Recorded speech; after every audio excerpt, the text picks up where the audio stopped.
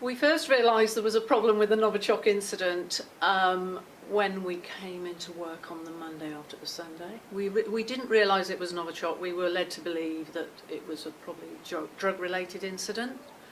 So we all thought, oh, they closed off the main thoroughfare from the car park to the centre of the city, which was closed off immediately, and we thought it would be closed for a couple of days. So we were all grumbling quite a bit about the fact that we were going to have very little trade. It soon became apparent that we were dealing with something a lot bigger than that, and that this wasn't going to go away very quickly. It was the next day, because it had been all over the press. Suddenly our footfall was virtually nothing for about a fortnight, and for 5 months it was actually down by about 90%. Well, I live locally, so I knew about it almost immediately. And at the time that it happened, I remember very clearly because I was actually working on a big Heritage Lottery Fund application. So my mind was somewhat distracted, if you like, by putting that bid in. But as soon as I took my head out of the sand, I suddenly realised that our visitor numbers were absolutely, slashed by partly what had occurred. Of course, that particular month when the first incident took place, it snowed, so business hadn't been that good, but there was this underlying problem. You could see it almost immediately.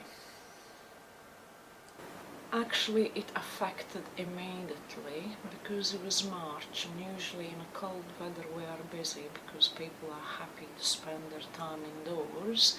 Our sales went down by 96% immediately.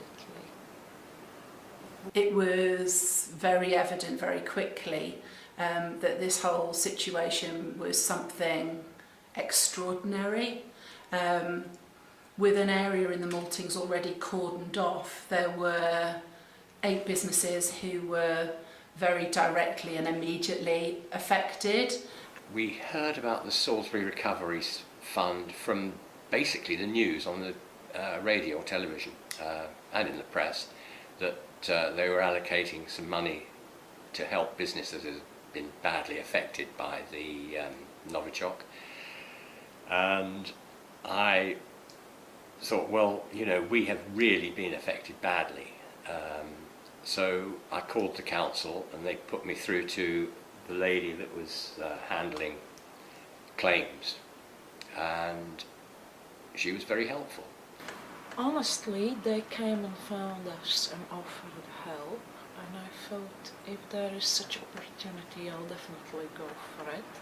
And after a proper decent presentation, we managed to get a massive support, which I'm very grateful for. Well, I think the first thing I had was Rachel from the recovery team, who are based in Salt Lane, came into the shop and told us what was available.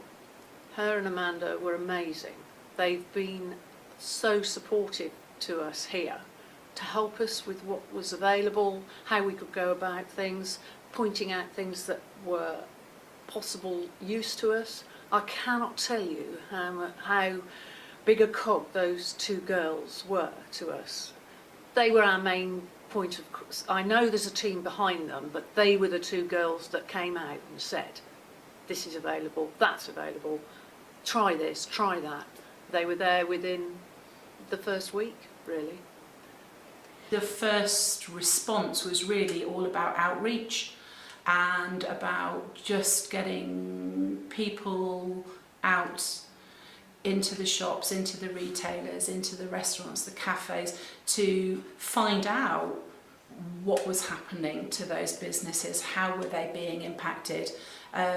It was all about gathering information so that we would be able to come back with an informed response. I don't know what we could have done differently. We pushed our internet sales as much as we could,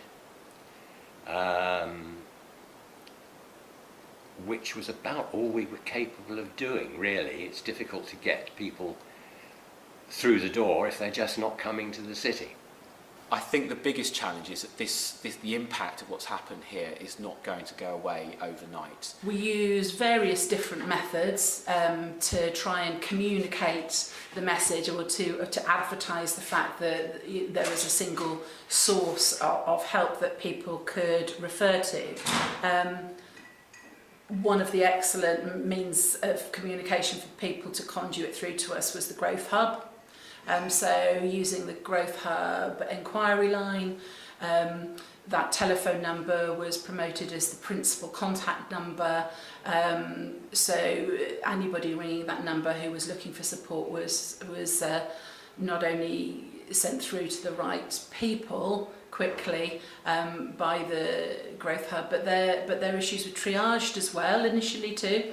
And so those were informed referrals, if you like. So the Growth Hub was fantastic as a resource in that respect.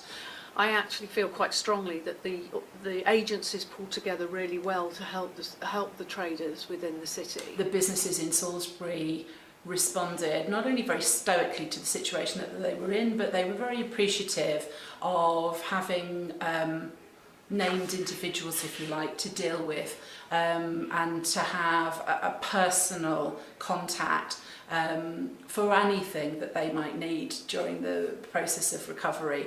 And whilst that was a challenge for what was quite a small team, it could be quite emotional, it could become quite personal, but actually I think it's probably the one resounding factor all round actually that made the recovery work as successful and as far-reaching as I think it was. When the event was actually taking place, I think we weren't in charge of the narrative. There was nothing we could do to change that perception because it was out of our control. I think now, though, we can begin to change things, and things are beginning to happen. I think the really positive moves are the work that's being done at the moment to look at how we can market and rebrand Salisbury. I think that's one thing that's incredibly important, but also looking at a wider cultural strategy in the city. I think one of the things this event has done, as we all know that Salisbury has these great cultural assets. It's actually made us think about how we can work more closely together in the future. So there's a lot of work going in the moment into doing a strategy that's going to look at how we can align all the cultural assets that we've got in a better way, and think of culture on a much sort of deeper level as well. I'm not just talking about the museum or the cathedral or Wiltshire Creative. I'm thinking about absolutely everything for every aspect of the community in Salisbury, and just trying to look at how we can enhance that and make us work better. I'm absolutely optimistic. I travelled around Europe, I've seen the world, and I think Salisbury is the most beautiful place where to live, and it's very desirable. I think that at the moment, I think Salisbury's cultural assets, although are wonderful and amazing, in fact, if you sort of look at Salisbury and compare it with other towns in the south of England, it's got an amazing set of cultural assets. It's got a brilliant museum, it's got an amazing, outstanding cathedral architecturally. It's got a producing theatre in the city as well. You've got an arts centre. We've got International Arts Festival. I mean, it's all there, isn't it? And this is what's been said already. You've got all these amazing cultural assets, but the issue is they're perhaps just not kind of working as well together as they should be. And it's just getting it kind of on this, getting a visitor journey sorted. So when people come here, they're aware of all these other assets and how they can actually engage with them. This city is beautiful. We've got so many attractions here that other cities would die for, really. And I think that they could build on that and just take it outside the norm of any other high street in the country. We've got this opportunity. It needs to be grasped with both two hands, not just a financial bottom line. It needs to have a lot of thought put into it to put it on the right track.